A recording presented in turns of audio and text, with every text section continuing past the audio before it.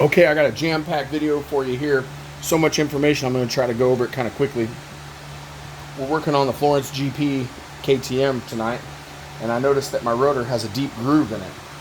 So I used a metal steel ruler to verify that, and sure enough, it's worn big time. I got another rotor in great shape we're going to slap on it. Electric heat gun, don't point it at your seals, always point it away, right, so you don't overheat your seals or your bearings. Don't use a wrench because it side loads the bearing, and we want something that's going to spin that bolt out on a straight plane.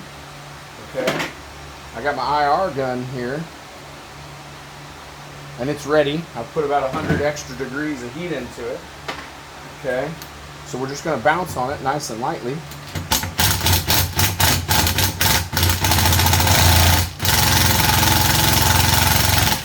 Take it nice and gentle on it, and leave that in there for a minute or two. Don't grab it with your bare skin.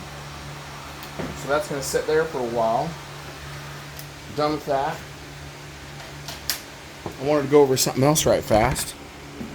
Right there is the balance dot on that Dunlop, and that is the light spot on the tire. Now, we don't really care about balancing a dirt bike tire because the first chunk of dirt in there is going to throw the balance off.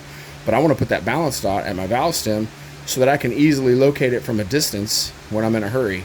I can always find that. Have a great evening.